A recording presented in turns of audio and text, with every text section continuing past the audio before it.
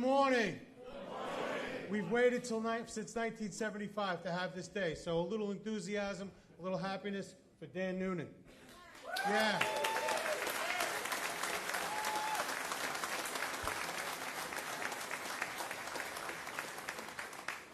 A couple of things for this morning.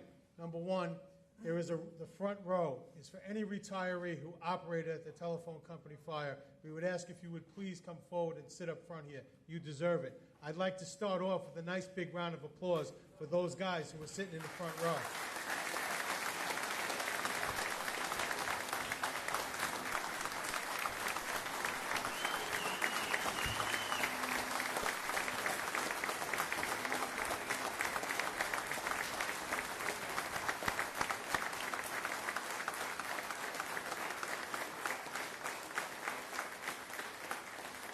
Thank you very much. I think we'll have a little more of that today, right? That's why we're here, for them. Also, at the end of this blessing of the plaque, we are going to take the dais outside and unveil the memorial wall. There is not enough space for everyone who is here to go outside. We are going to simulcast that back into here, into the screen. So I'm going to ask everyone stays. We'll take care of that. Everyone can take a look at that after we're done, all right? After we're done out there, we're then going to go into the cafeteria and have lunch. Does anybody have any questions for us? Ready to go? Ready to have a great celebration? 1975. It's been a very long time, right? Okay.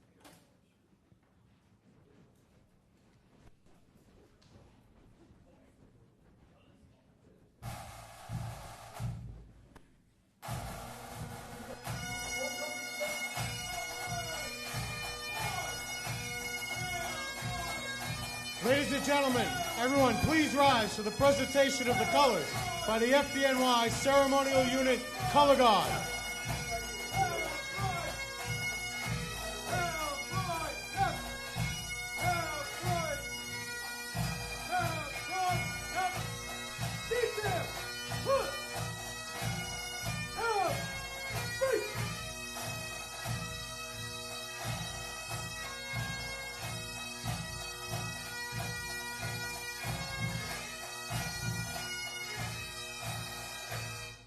Please remain standing for the singing of our national anthem by Firefighter Regina Wilson. Detail and salute. Oh, say, can you see by the dawn's early light what so proudly we hail at the twilight's last gleaming, whose broad stripes and bright stars through the perilous fight o'er the ramparts we watched were so gallantly streaming, and the rocket's red glare, the bombs bursting in air, gave proof through the night that our flag was still there. Oh, say does that star-spangled banner yet wave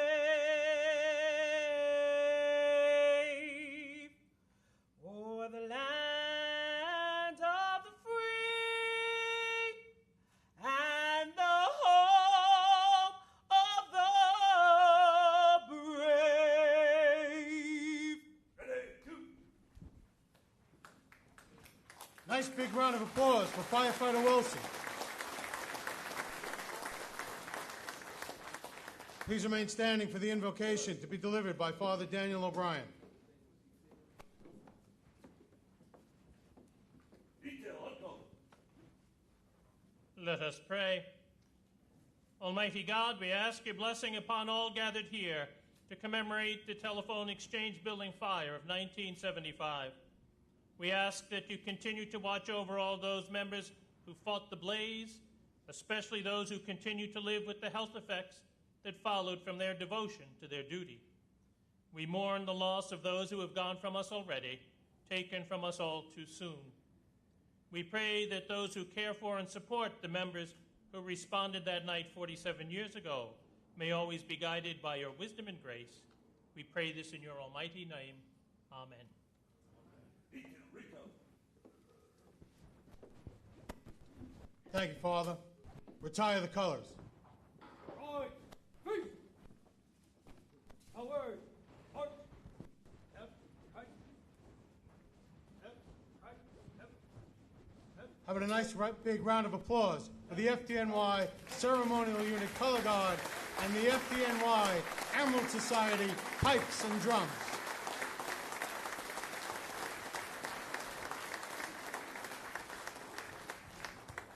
Please be seated.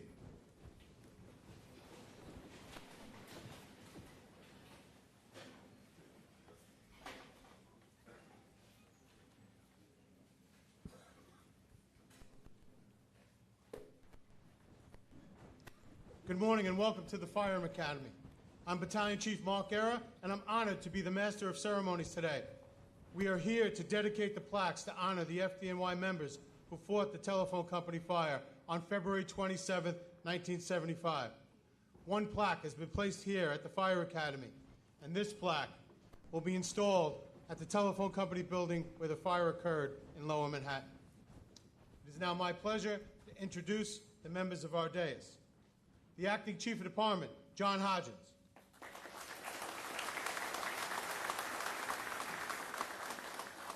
Deputy Assistant Chief of Fire Operations, Dean Costa. President of the Fire Bell Club and an Honorary Battalion Chief, Sergio Nieto.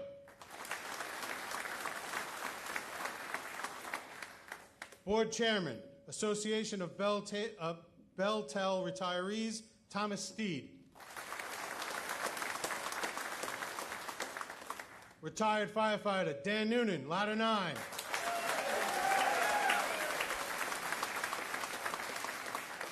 UFOA President, James McCarthy.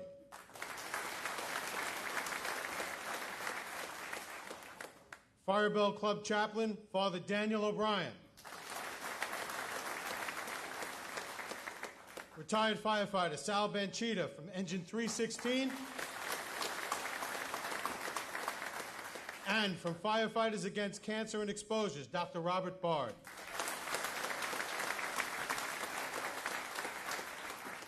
Ladies and gentlemen, our first speaker, Acting Chief of Department, John Hodgins.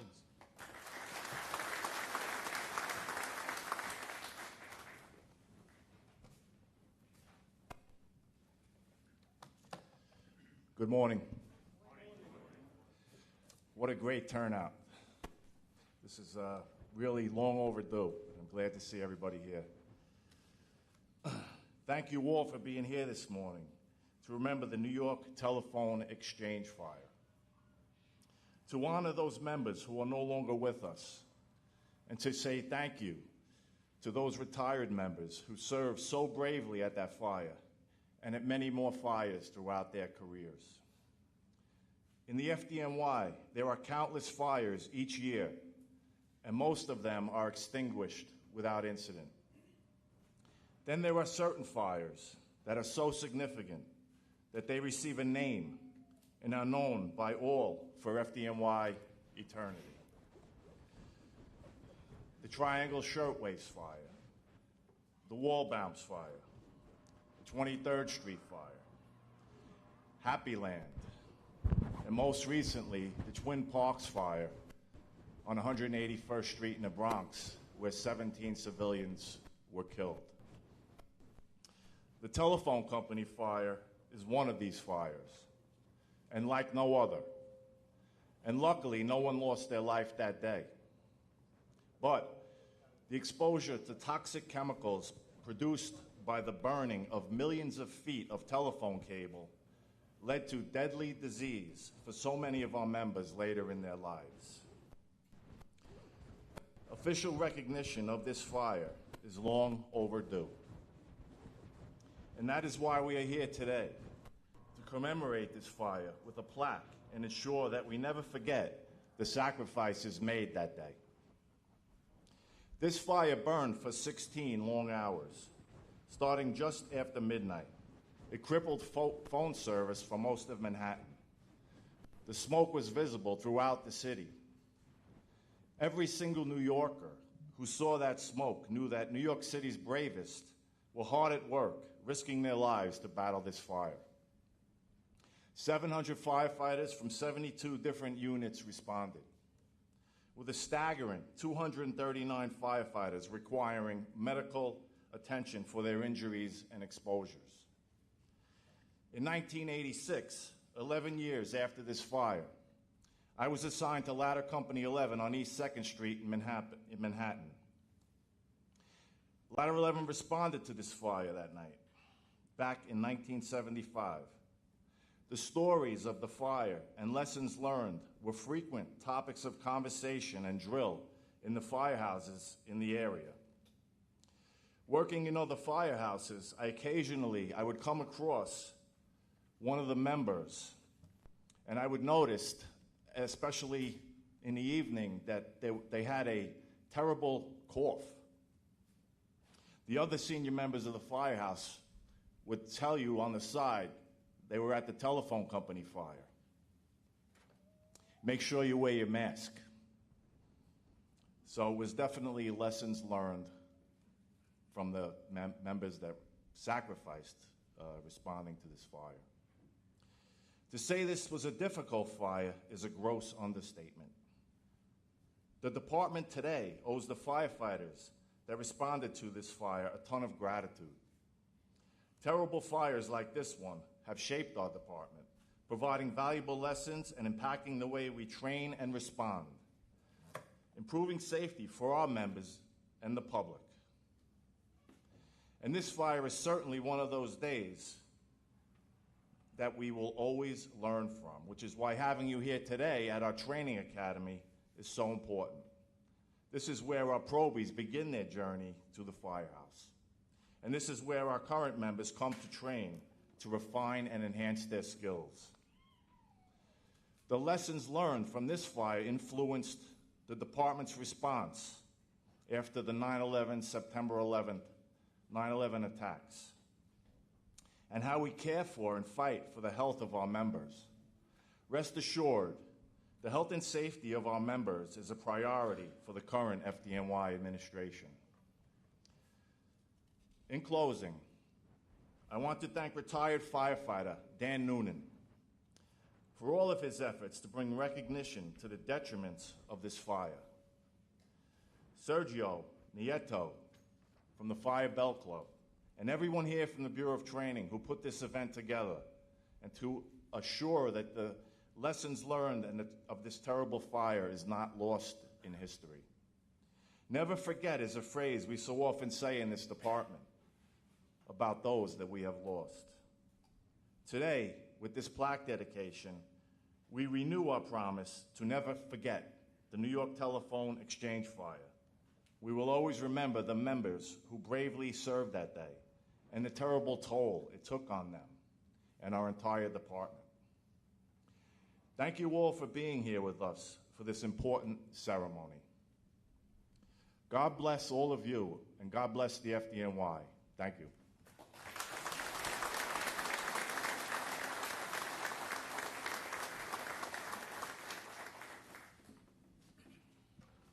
Thank you, Chief. Please welcome to the podium the president of the Fire Bell Club, Sergio Nieto.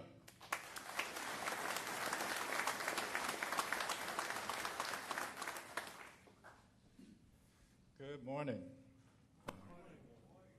Thank you all for being here. First of all, I'd like to begin by saying Acting Chief of Training Frank Lieb and myself have worked months and months to put this day together.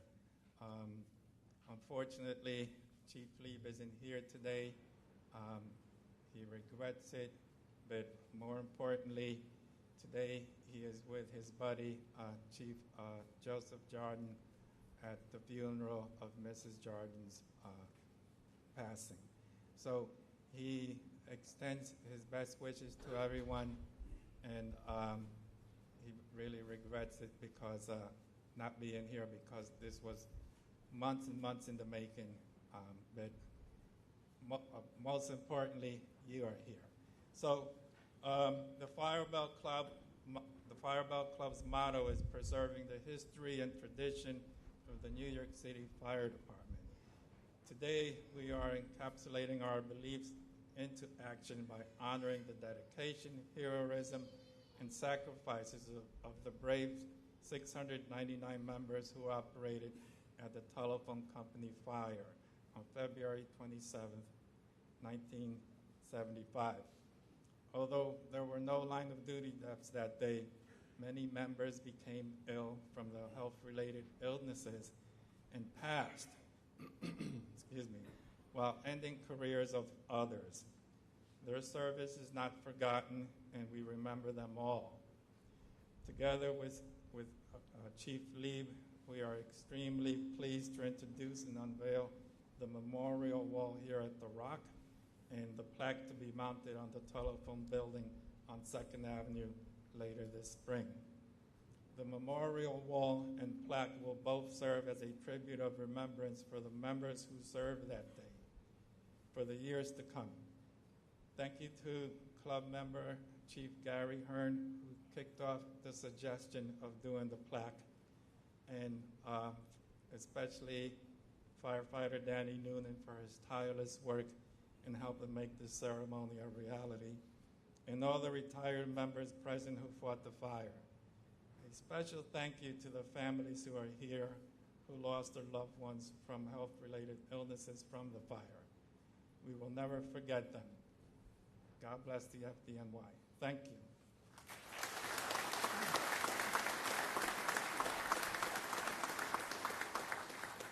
Thank you. It's my pleasure to introduce the chairman of the Association of Bell-Tel Retirees, Thomas Steed.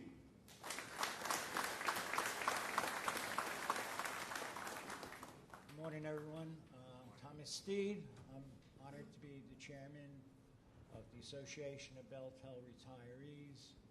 We are a 134,000 member nonprofit advocacy group for both active and retired employees of AT&T and Verizon.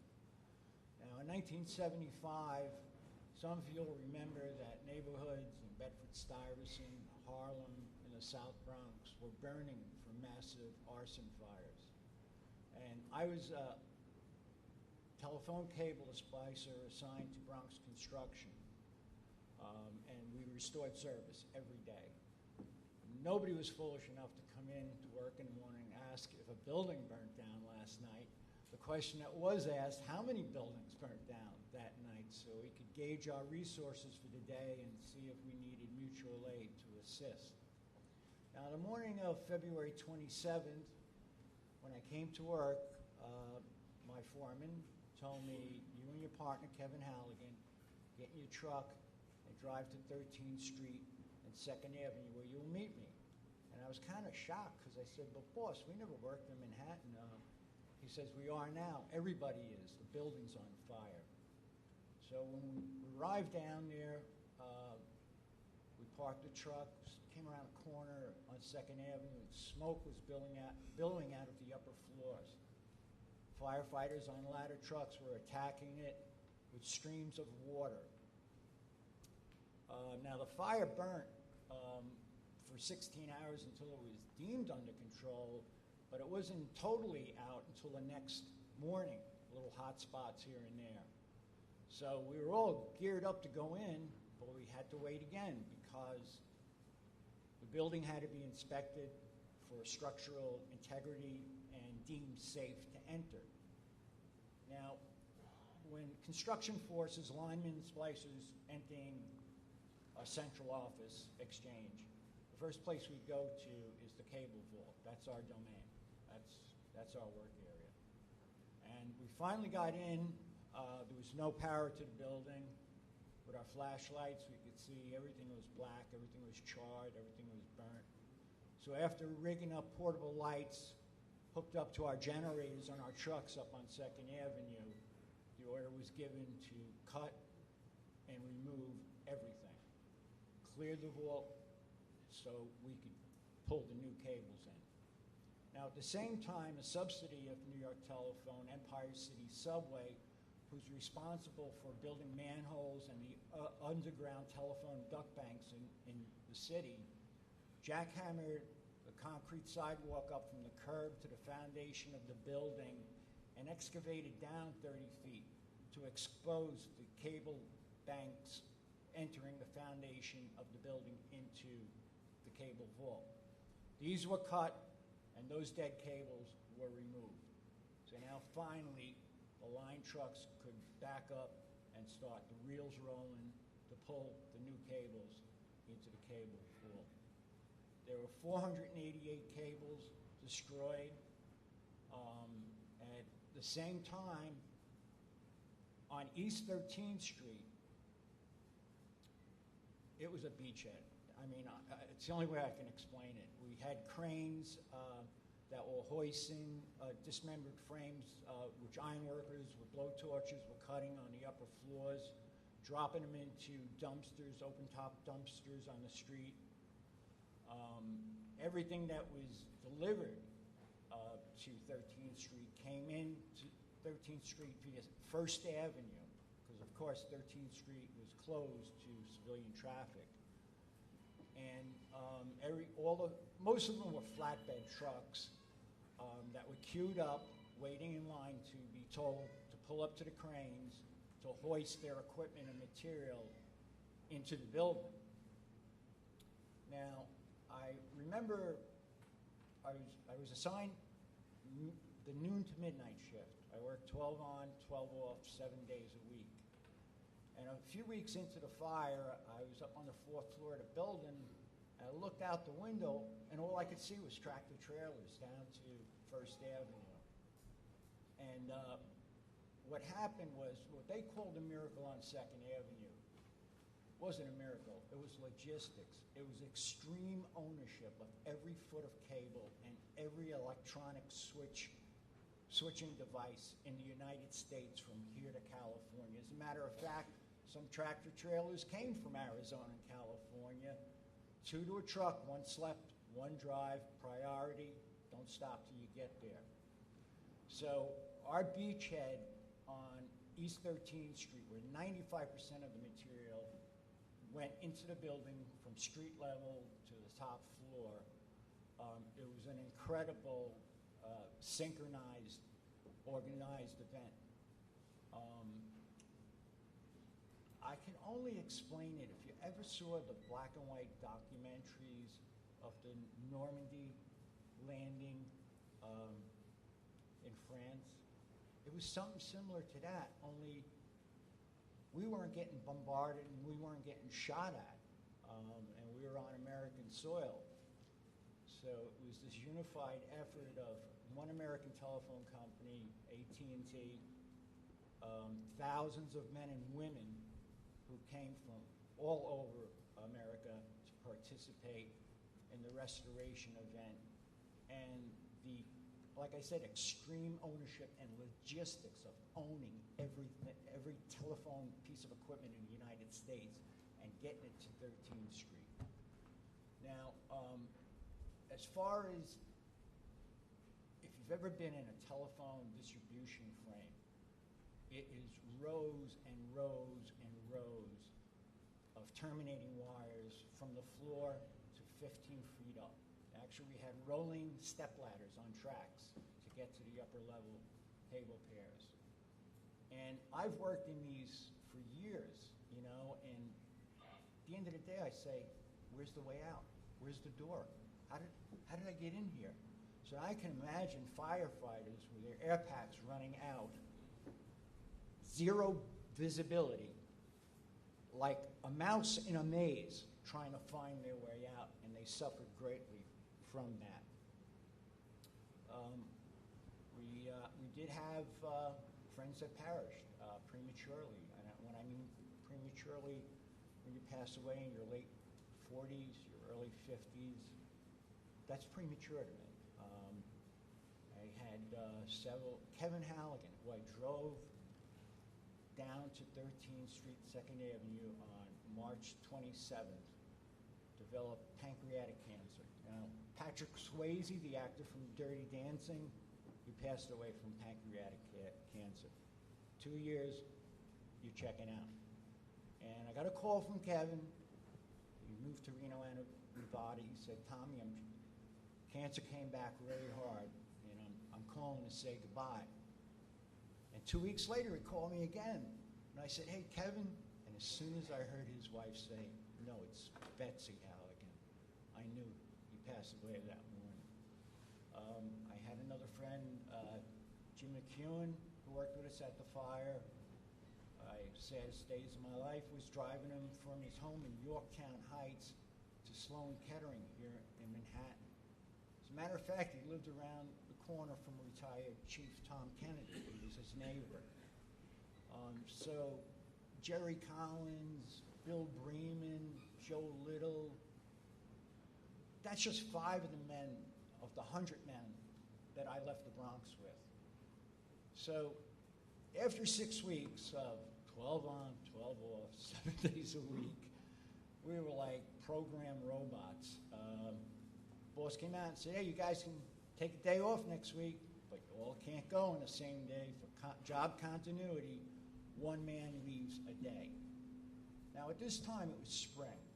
Days were longer, they were a lot warmer, and the building was up and running, but it was in a temporary condition. Nobody knew that except us. We had to make everything permanent. And a second wave of cable failures came in as far away as Wall Street and Washington Square Park in the West Village. And the reason was these cables had been sitting for weeks in manholes filled with water with no air pressure on them because we lost the compressors. They were destroyed when the building was destroyed. So if you have a 2-millimeter leak or a crack, water gets in, and as soon as battery and ground are reapplied to these dormant cables, they short out.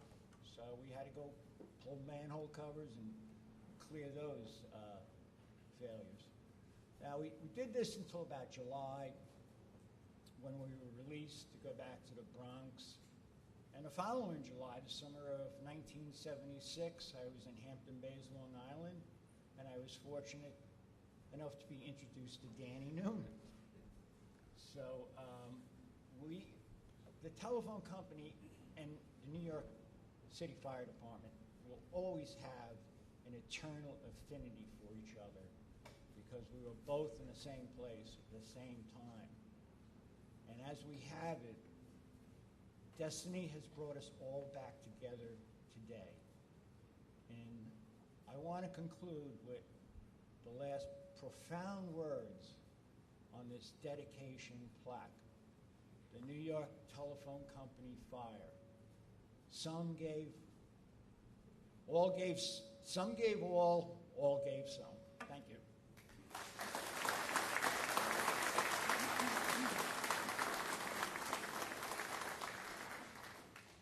Thank you.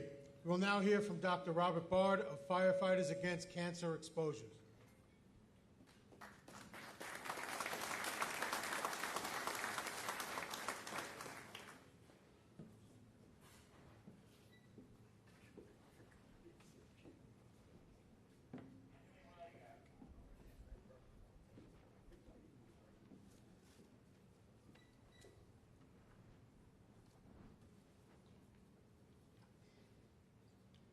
I am honored to be part of this historical event, thanks to my friends at our cherished New York City Fire Service community and the Fire Bell Club of New York.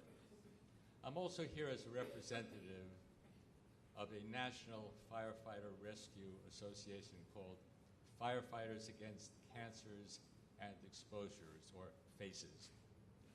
I was elected by FACES as the Chief Medical Officer to support education and awareness of health resources for first responders. This allowed me to, in some way, be a part of every call and touch many lives of our rescuers. This appointment got me to meet and collaborate with many ranks of the fire service to brainstorm and share information on safety and prevention, and most importantly, drive the power of awareness throughout this professional community. After my military service, I opened up my radiology practice in New York City in the early 70s, just a few short years before the New York telephone exchange fire. I remember this day very well. Events like this inspired me to do more and to offer the kind of care to all exposed service members whose sacrifices deserve the same above and beyond attention that they always provided us. Looking back, my life's work has been dedicated to caring for countless patients, some with the most complex issues and challenges. As a grateful New Yorker, I've always kept my doors wide open to all first responders, knowing about the risks they endure in practically every call.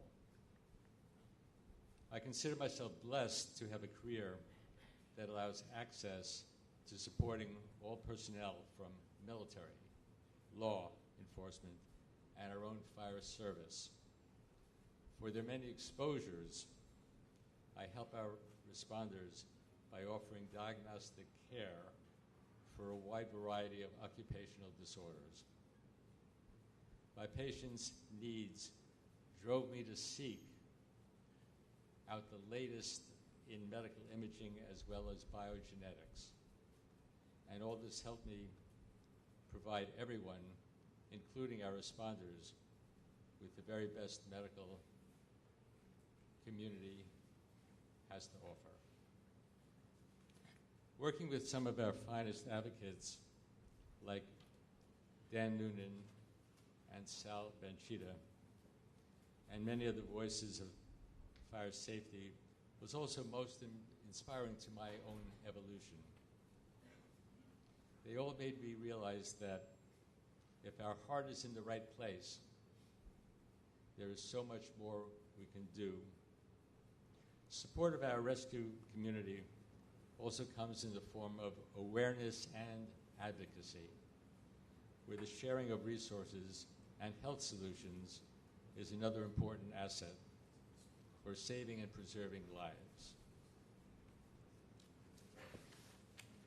I joined the First Responders Advocacy team to promote prevention and early detection because it is clear that the answer to safety is education and awareness of what resources are available and how to acquire them.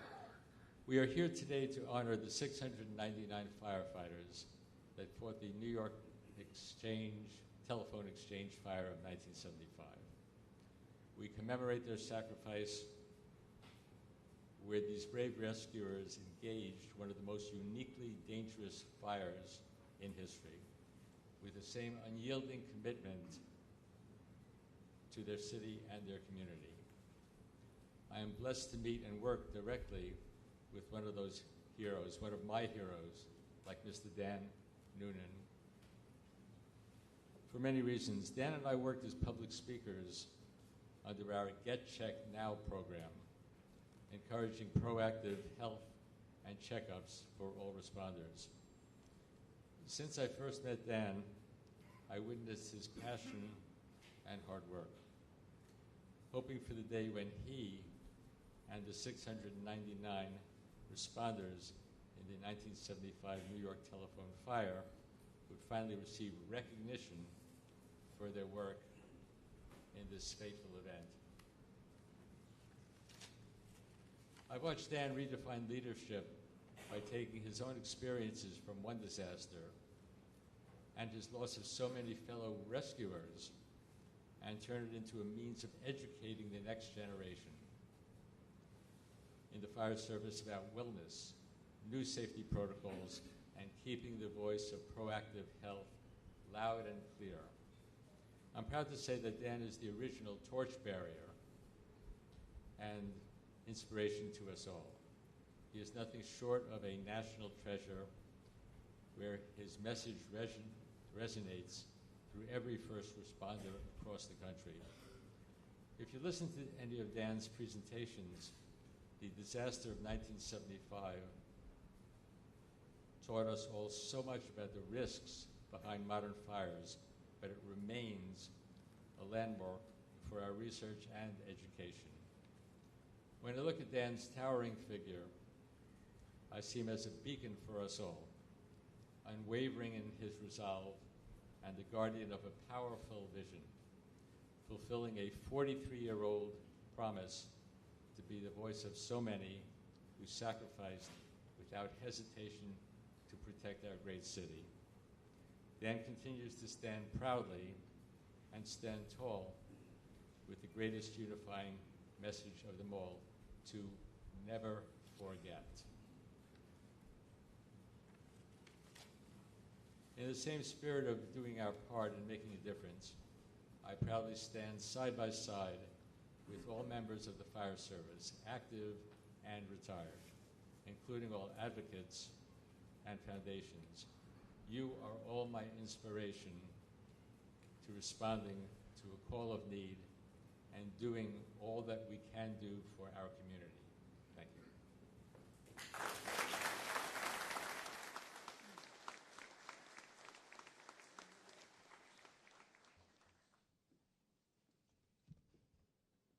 Thank you, Doctor.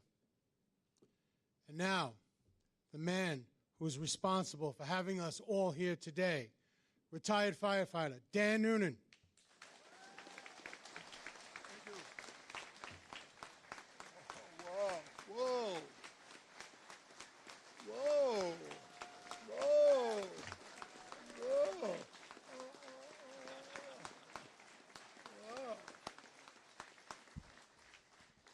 Thank you. Thank you very much.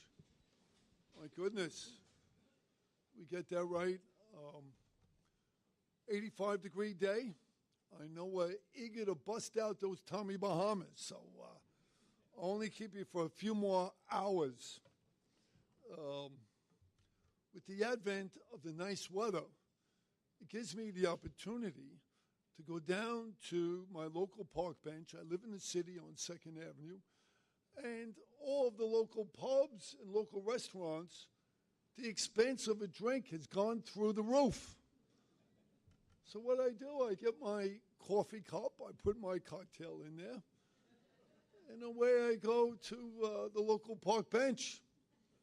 So when I'm sitting there sipping away, I can't help but to think of the words of my friend Cappy, the longtime bartender at P.J. Clark's, who says, Danny, do you know the difference between that guy on Park Avenue who's sipping that martini with his pinky up, or the guy sitting on a park bench with the brown paper bag? I said, no, Cappy, I don't. He says, it's about that much vermouth. So, all right, let's rock on. Let's talk of that infamous night, our firefighting operations, and our consequences. At 00:05, 5 minutes after midnight, February 27th, 1975, 23 employees are inside the New York Telephone Exchange Building. At the same time, the 5th floor begins to fill with heavy, thick, black-gray smoke. Fire! A workman shouted as fire alarms started to sound around him. He grabbed the phone. He dialed 911. Telephone's not working. 3rd floor workmen also tried to call for help. Their telephone lines were dead as well. At this time, the employees began congregating in the lobby. The lobby security guard tried his telephone, dead. He screams, for the love of God. He screams to a workman, get the fire department, we have a serious fire. The workman runs to the corner and pulls the street alarm box. At 00:25, a firebox alarm was received at the department's Central Park Dispatching Center, transmitting Manhattan Box 465. I had the midnight watch at Ladder 3, located just down the street from the phone building. I was studying the department's rules and regulations. I was not watching SportsCenter. At 0026, a dispatcher's broken transmission blared through quarters. Ladder 3, respond. Report of a working structural fire, box 465, 2nd Avenue and 13th Street, the New York Telephone Company building. Acknowledge Ladder 3. Talk about the building. In 1975, the New York Telephone Company main switching center was one of the world's largest. Located on the southeast corner of 2nd Avenue, East 13th Street in the East Village section of Manhattan. It was an 11-story fireproof building constructed in 1925.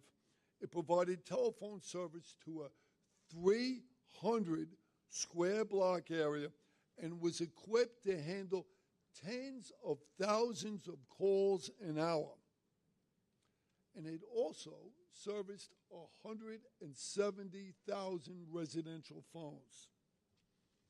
This Art Deco structure was originally designed to be earthquake-proof. With the political unrest, mass demonstrations, and violent protest during the 70s, New York Tel reinforced the building to become riot-proof, with exterior windows constructed of heavy wire glass and reinforced steel frames that were mounted with quarter-inch Lexan.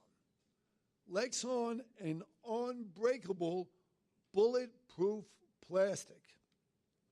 At the time of the fire, all windows at street level and second floor were covered with heavy metal cages installed to protect from the vandals who roamed the neighborhood. The place was a virtual fortress. As we responded east on 13th Street, we could identify Engine 5 was returning from a false alarm. They're already in the process of hooking up to a hydrant. The scene in front of the structure was one of confusion. When Battalion 6 arrived, employees of the building informed the chief there were 2 employees missing.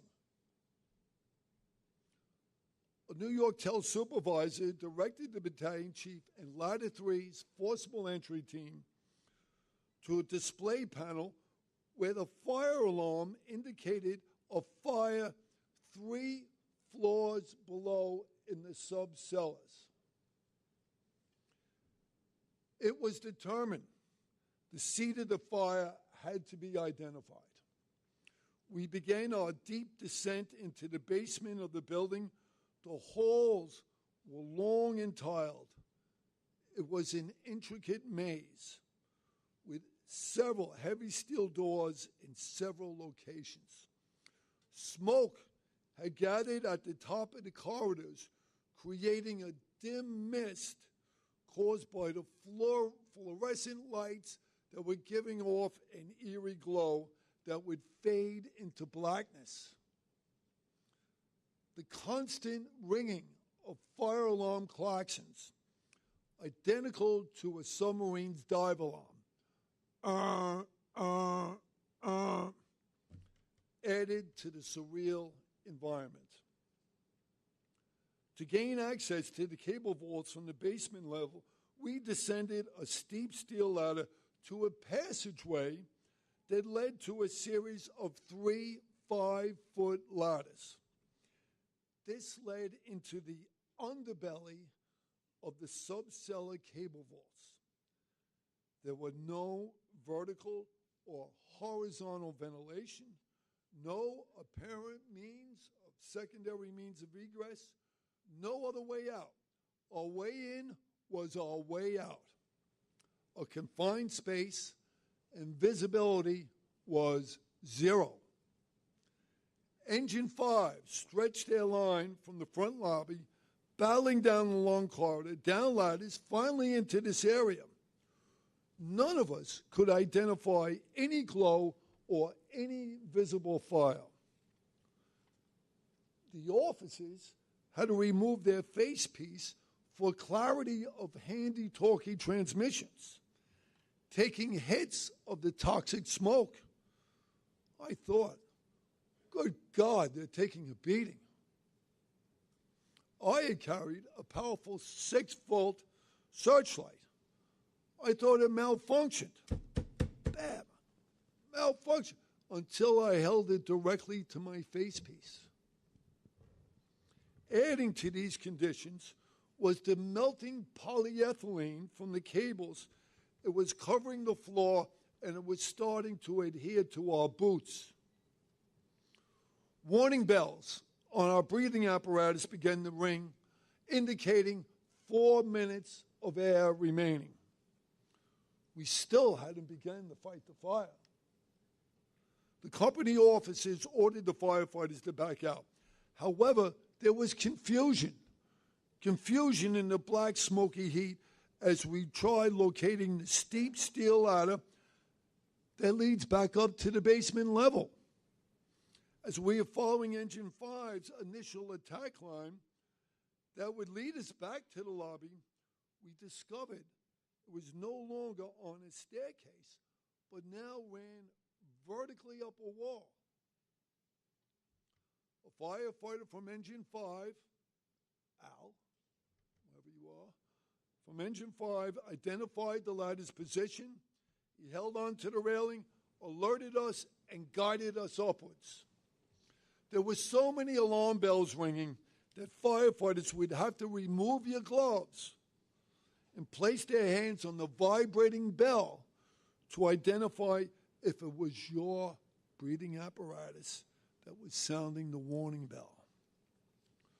Within the confined space and the melting cables, the exiting firefighters became entangled with Engine 33 and Engine 14 sent to relieve Engine 5.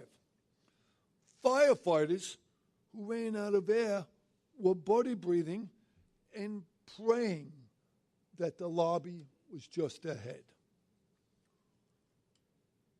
Fortuitously, Lieutenant Jim Rogers of Rescue Company 1 had ordered a roof rope line to be used as a lifeline for the exiting firefighters to follow to street level. The entrance to the building was now like a football pylon. Exiting firefighters on all fours, crawling, retching, and gasping for a breath of fresh air. What was burning was over 100 tons of PVC sheathed wire inside vertical cables carrying clouds of hydrogen chloride smoke throughout the 11-story building in the community. The fire incident grew to a fifth alarm. There were 75 units, all heavy rescues, all specialized units, including the famed super pumper system. A total of 699 firefighters responded, many of whom were rock and roll guys and veterans of the war years. However, none of them have ever seen anything like this. Several hours into the operation, there was a massive explosion of hydrocarbon gas, knocking firefighters clear off their feet. After the explosion, all firefighters were withdrawn from the building. All had made it out except for a battalion chief and his aide. They were trapped on an upper floor. The fire commissioner / chief of department, John T. O'Hagan, instructed Chief of Operations Augustus Beekman to initiate rescue operations. Chief Beekman selected Lieutenant Michael Maloney of Rescue 3, known as Iron Mike Maloney, along with one firefighter to find and remove the chief and his aide. Lieutenant Maloney selected firefighter Eddie Guile. When Lieutenant Maloney and Eddie Guile followed the line into the building, they found a lone firefighter from Rescue Company 2 operating on a line. This fellow was Pete Bondi. They gave him a bullshit story that the chief needed to see him and back out. After a long and diligent search, they located the chief and his aide on an upper floor. The best and fastest removal was through a window into Tower Ladder 35's aerial platform. Since the bucket of Tower Ladder 35 was now filled with 5 firefighters in overcapacity, Lieutenant Maloney and firefighter Guile exited via the interior staircase. During their retreat down the stairs, a tower ladder line opened and blasted firefighter Guile on the side of his head, knocking him down the staircase, rendering him unconscious. Lieutenant Maloney, in a remarkable display of heroism, with his air supply depleted, dragged him out of the building. Their silhouettes appeared on street level where other firefighters assisted them to awaiting EMS. Firefighter Guile woke the following day at Bellevue, unaware of where he was. On a side note, perhaps 2 weeks later, after the phone fire, Lieutenant Maloney and Rescue 3 responded to a strip mall fire on East 144th Street in the Bronx. They were forced outside due to high heat. Once outside, Lieutenant Maloney dropped to his knees and fell unconscious. He was rushed to Columbia Presbyterian Hospital, where he was pronounced dead. He was 46 years of age. Perhaps it was the first death from the farm fire.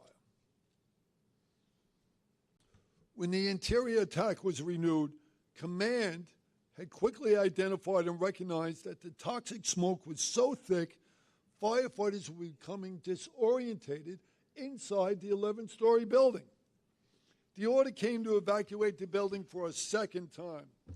Members of Ladder 3 and Ladder 9 were fearful that those exiting from the upper floors may not recognize the first floor as their way out.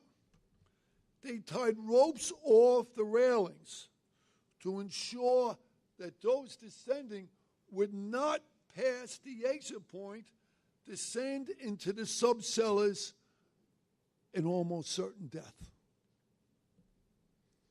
Ladder Company 6 had been assigned roof operations and had to descend in what was now a high-heat toxic flue with no visibility around them.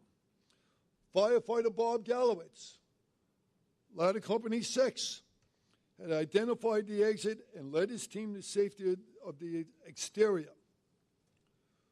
Many officers and chiefs stumbled out to the street, grasping for air with their lungs and throats seared. We were doing whatever we could for each other. We would leave no one behind. Across 2nd Avenue, Engine 55 had gathered at a long-ago abandoned bodega where there were shelves. There were shelves of fruits and vegetables on display on the sidewalk. The chauffeur of Engine 55 had a knife, and he was slicing the lemons after wiping layers of black soot off them. Firefighters were seeking a reprieve from the razor blade smoke and were squeezing the lemon juice down their throats for any kind of relief. Safety Battalion warned of a moving crack on the east wall of the 11-story building. and had the NYPD assist firefighters in evacuating the adjoining tenements. There was resistance among the residents who were fearful that if they vacated, all their worthwhile possessions would be stolen by the local junkies. Eventually, residents ran from the tenements with towels over their mouth and bare feet. Of particular concern were children and infants whose respiratory tracts have not yet been fully developed. The wind-driven toxic smoke engulfed nearby schools where classes were canceled till further notice. At midday, motorists on the FDR Drive, 7 blocks away, had to turn on their headlights to drive through the clouds of smoke. Patients at the adjacent New York Ionia Hospital were evacuated. The Red Cross sets up a shelter for evacuees at a YMCA. Of particular concern were the shut-ins, the elderly, the blind, the handicapped, many of whom live in 6-story old law tenements with no lines of communication. Local volunteers rallied, helped them delivering medicine, food, and supplies to those in need. Describing conditions to the public, the following transmission was broadcast by George Meade, WIN's radio reporter, from a helicopter 1,200 feet above at 0820 on February 27th. It's unbelievable. It's like a movie. It's the fire in the phone company down there. It's a very smoky fire. The smoke extends all the way to Queens.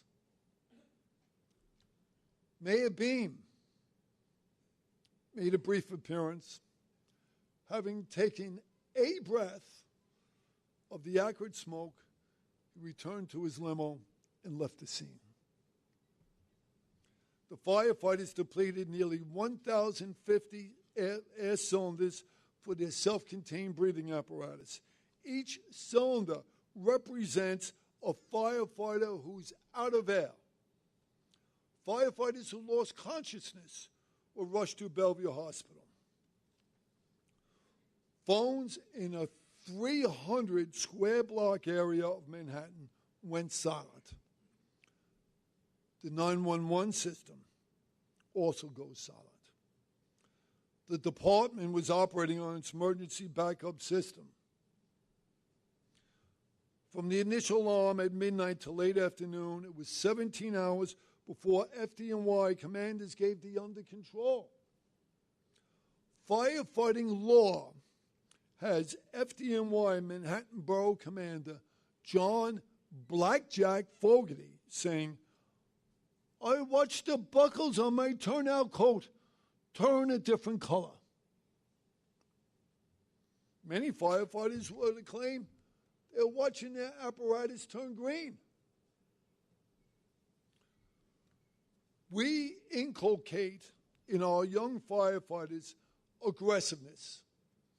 It begins here at the Academy, the Rock.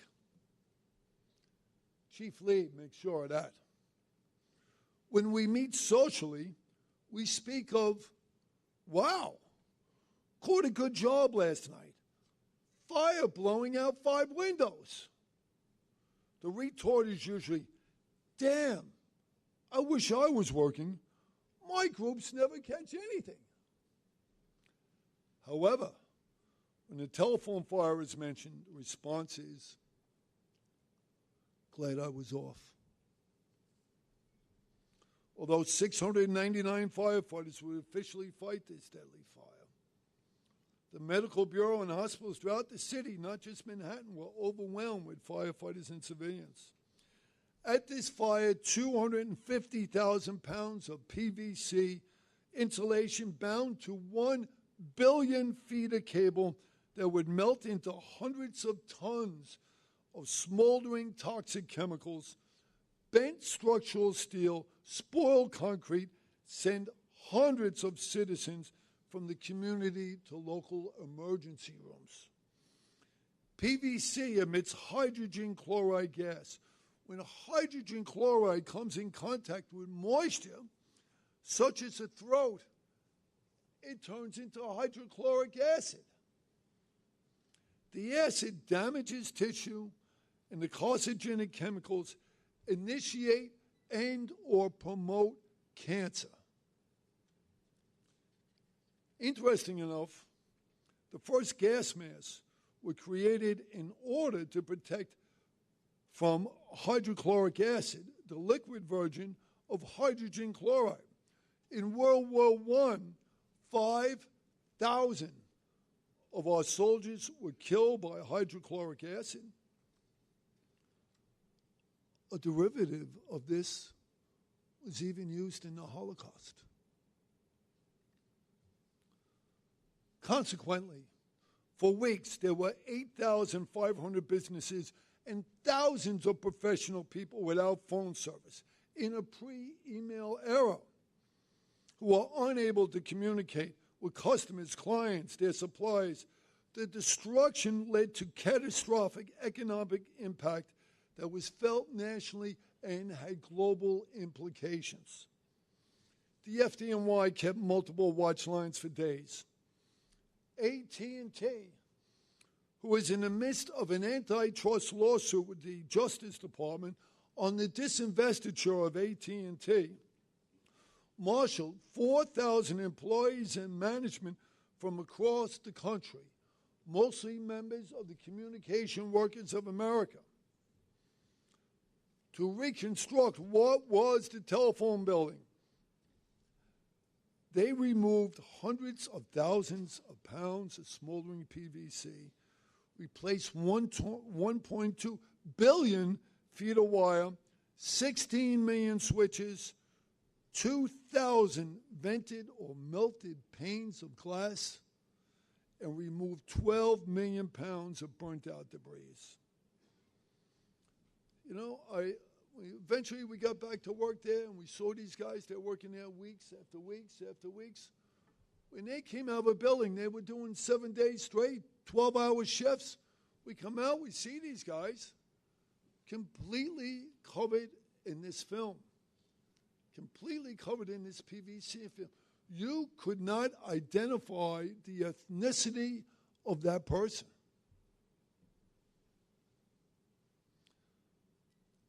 I stayed in touch with this CWA through the years, and their cancer rate is similar to ours. As Tom mentioned before, AT&T referred to the restoration of the Miracle on 2nd Avenue. We referred to it as the disaster on 2nd Avenue or the Mount St. Helena's on East 13th Street. The smoke was so debilitating and caustic that 239 firefighters went sick in the street. This is in an era when going sick, when you didn't tap out, you didn't go sick. 239 brothers out in the street, leaning against buildings, on the sidewalks. And 239 is not representative of the number. It should have been closer to 500.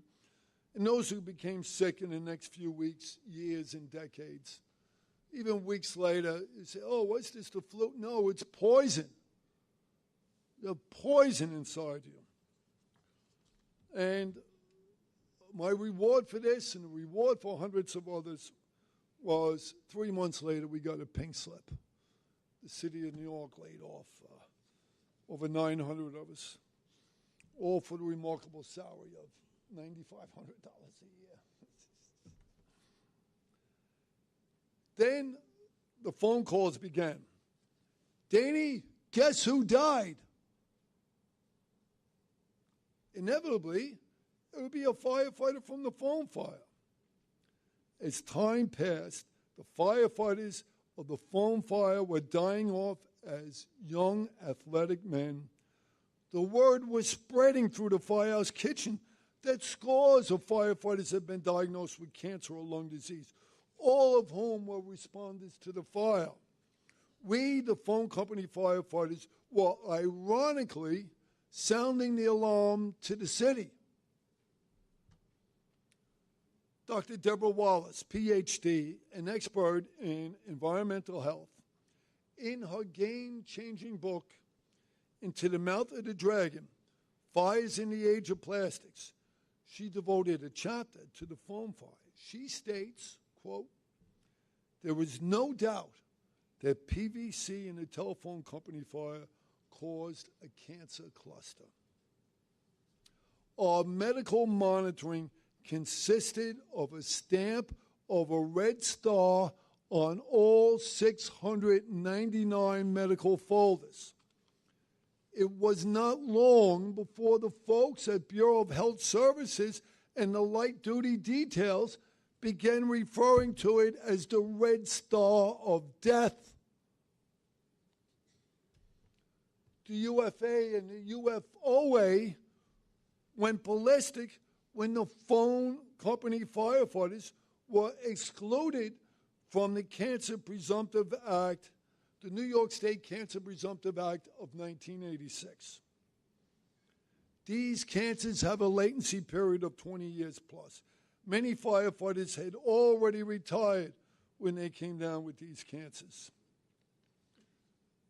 Former Chief of Department, John Hart. I have a brief paragraph from former Chief of Department John Hart. John Hart stated, pre-9/11, quote, "As it relates to injuries, duration, and damage, it was the worst fire in the department's modern history." He added, "If we had to fight the telephone fire today, we go about it much more cautiously. And if it was demonstrated that the smoke was hazardous to the firefighters, I would hold them out of the building." The suffering of the families through the years is also notable. Below are just a few of the perhaps hundreds of stories. Dorothy Rogers, wife of Jim Rogers, Rescue Company 1, quote, "I knew this fire was horrible. The smell stayed on him for days and days. Showering did not matter. The smell was continuous." Jim passed early from cancer.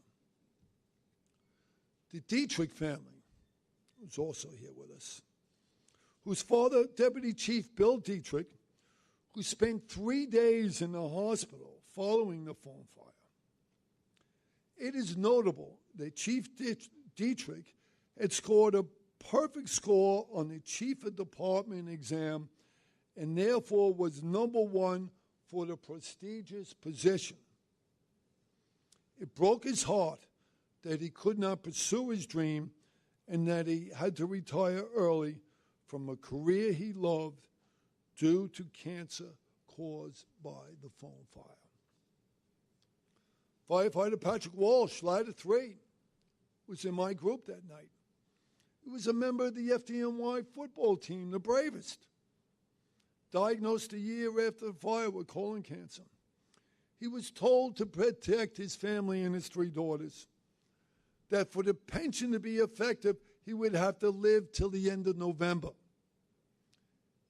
He was especially happy when the month passed. He died 8 days later. Christopher and Matthew Bayonne, grandsons of Lieutenant Christopher Bayonne, a phone fire responder, who died early of kidney cancer.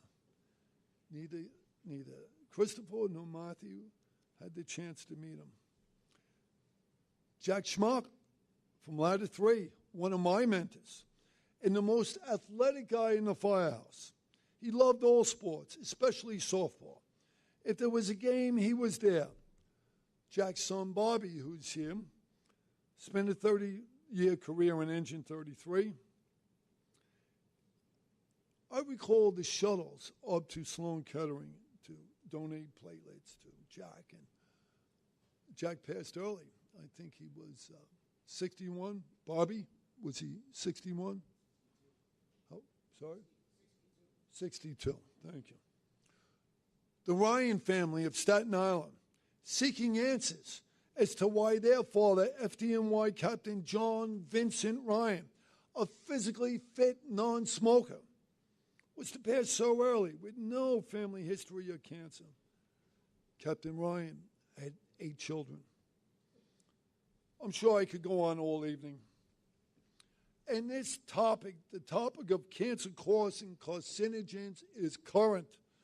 The President of the United States at the State of the Union called for a plan to assist veterans exposed to burn pits and other toxins and to boost research as to the effects of toxic exposure. Following the towers, the world's largest indoor pit had to be the New York Telephone Exchange.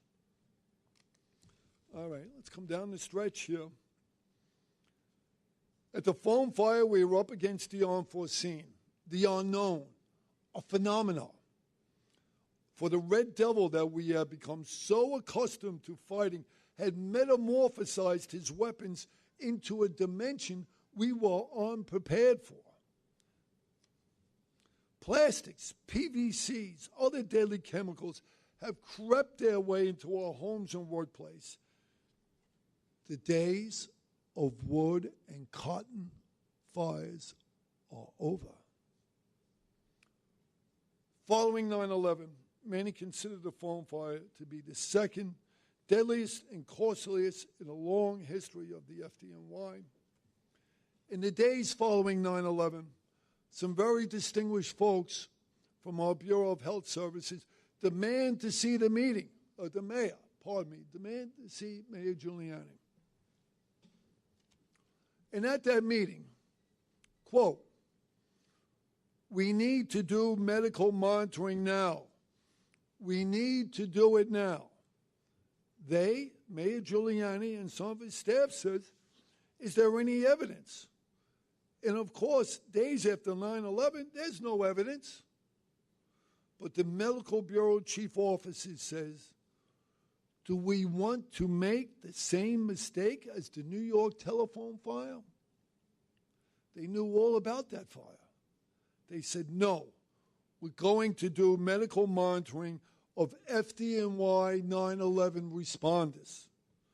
So we started in 2001, and we were able to build off our knowledge of the New York telephone fire.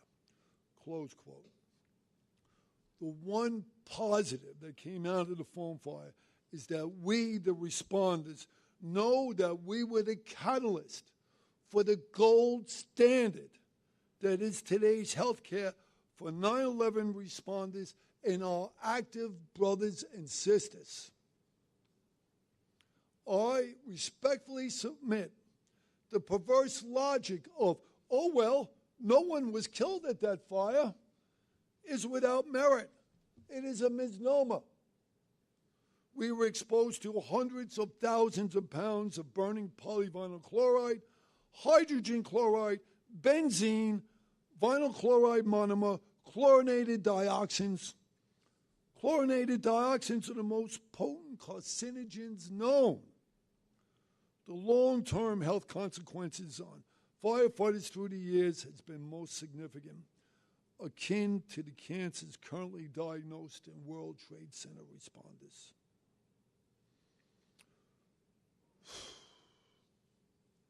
We, the 699 responders, were faced with the arduous task of fighting one of the world's toxic fires with limited personal protective equipment. Many of us became sick. Many of us died.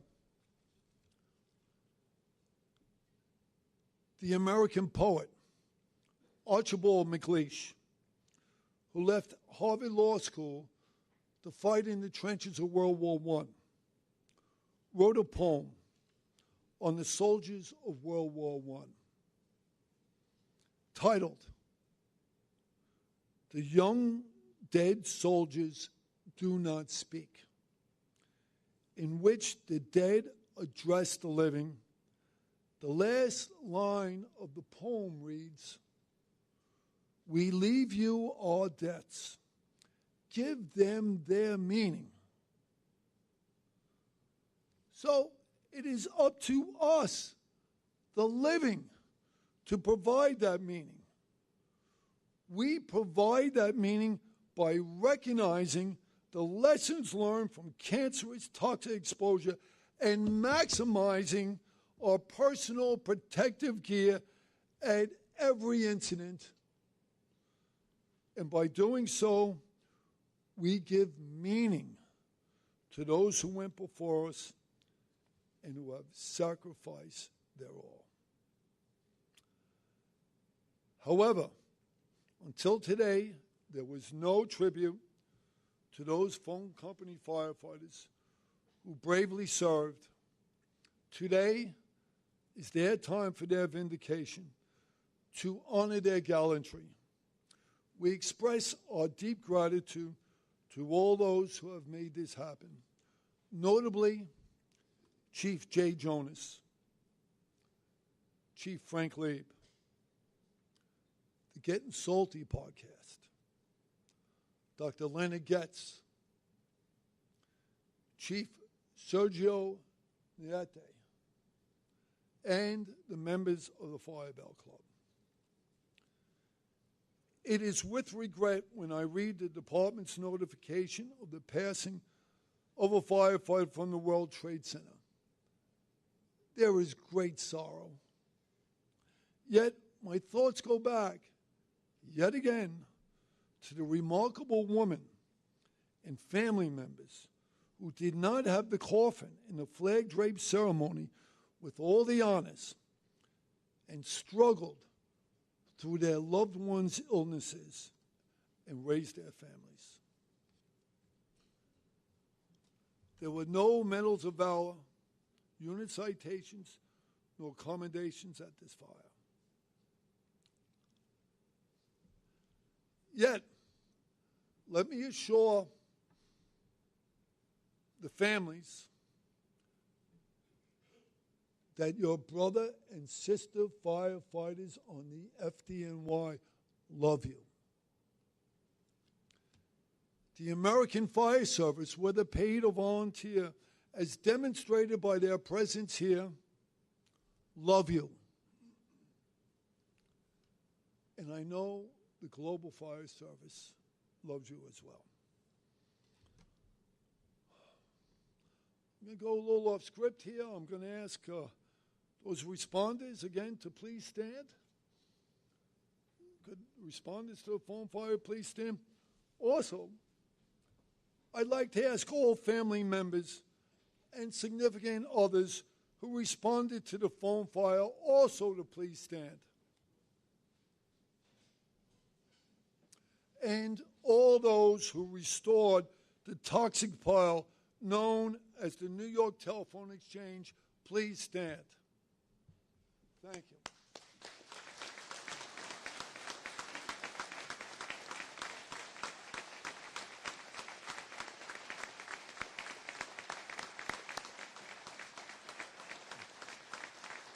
Thank you.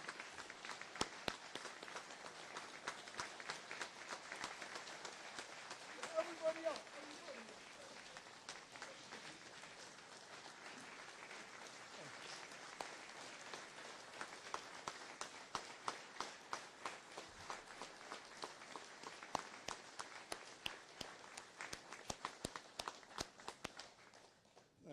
Thank you. In conclusion, in the spirit of 9/11, where we proclaim to never forget, let us keep the memory of the phone fire firefighters and all the firefighters we have lost alive in our thoughts, our memories, and our prayers. And I know we will, because we are the American Fire Service. Thank you for having me. Thank you.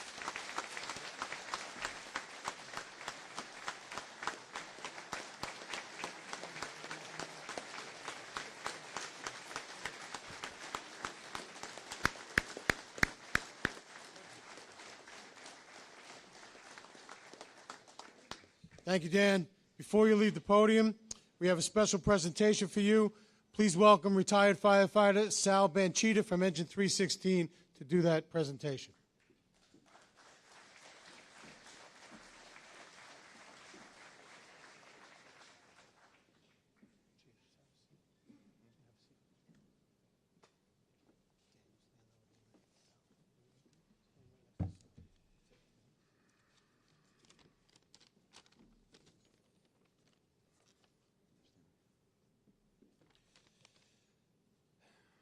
My name is Sal Banchita, retired FD New York, National Ambassador for the First Responders Health Resources. I have spent the better part of my retirement in support of all fellow firefighters through our Get Checked Now program. Each time I meet a new face in a firehouse, visit or meetings at the RMA or the Columbian Association events, I'm excited to share what I myself consider life-saving knowledge in staying safe and staying healthy. The Bart Institute was co-developed by the founders of the New York Cancer Resource Alliance, the Angio Foundation, and by our patriarch, Dr. Robert Bart. Its mission is to promote public advocacy for sustainable and non-invasive protocols and integrative medicine.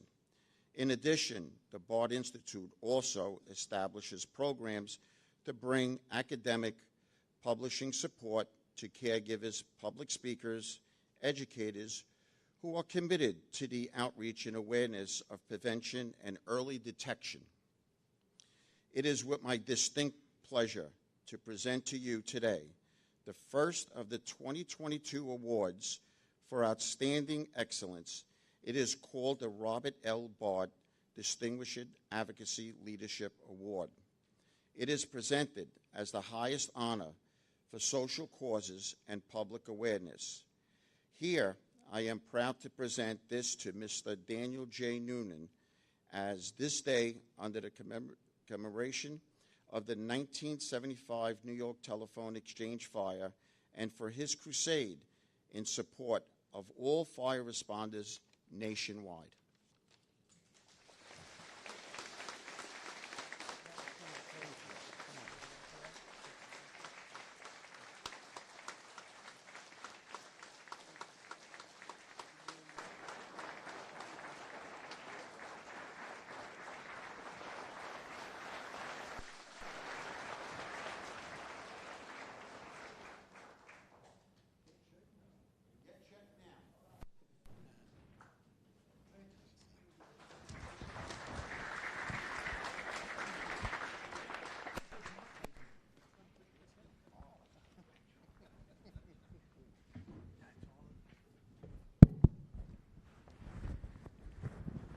We will now commence with the plaque dedication. Ceremonial officer will escort the acting chief and the chaplain to the plaque. I will also invite Father Dan O'Brien to read and bless the plaque.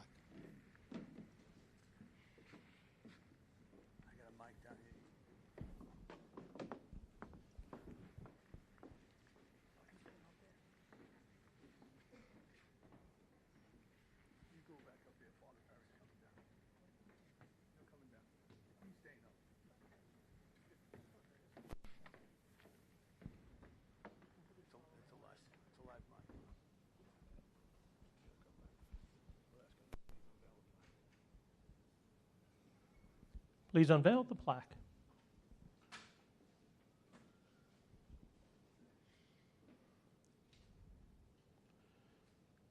The plaque reads, dedicated to the honor and memory of all the brave FDNY members who operated at a fire at this site and those who succumbed to health-related illness from their performance of duty, February 27, 1975, Manhattan Box 550465, the New York Telephone Company fire.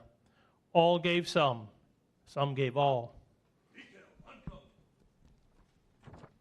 Let us pray. Eternal Lord of all, you have never ceased to give us signs that we might know your presence amongst us. You spoke to Moses from the burning bush and wrote in stone the commandments by which the righteous live. Today we bless a plaque on a wall whose words call us to remember the brave deeds and fearless devotion to duty which members of the New York City Fire Department demonstrated on a cold February night in 1975. Heedless of the cost, they entered the dark abyss and did what the members of this department always do. They protected the city from the ravages of fire while putting their own lives in serious risk. May the civilians who see the plaque in Lower Manhattan be reminded of the sacrifice made that night and the sacrifices that continue to be made by the members of this great department. May the young firefighters in training at this academy be inspired by the plaque here and recognize the great lineage they seek to join and level of dedication which is needed to maintain the well-earned reputation of this department. As we bless these plaques, continue to bless those whose service they represent. Recover. Everyone please rise.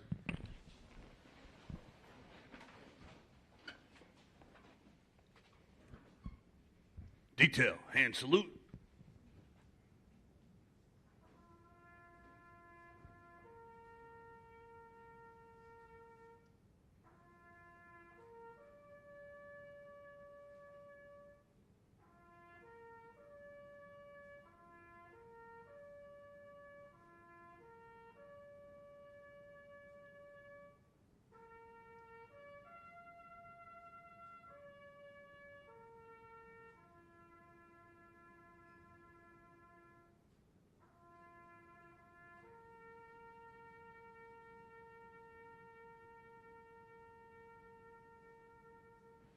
Ready, two.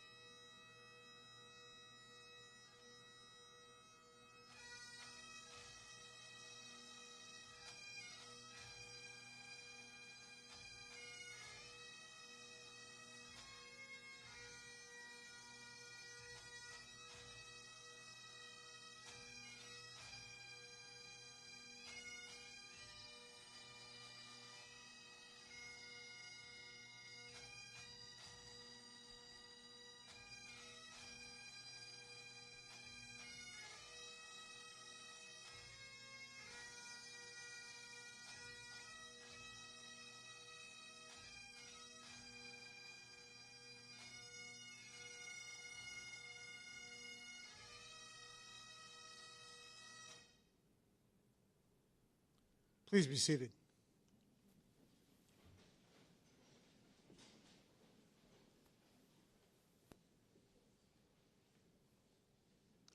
We will now proceed with the memorial wall unveiling. The unveiling of the memorial wall will be live streamed back into the auditorium. I ask that the members of the dais please proceed into the cafeteria.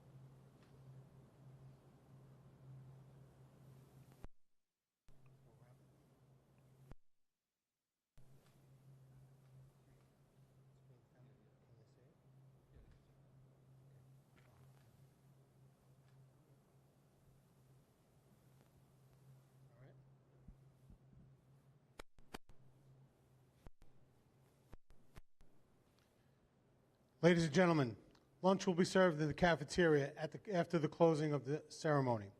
Family members and retirees will receive their citations at lunch. Ladies and gentlemen, on behalf of the Acting Chief of Department and the other members of our dais, I want to thank you all for attending today's very special ceremony. This concludes the plaque dedication and memorial wall unveiling. Have a great day.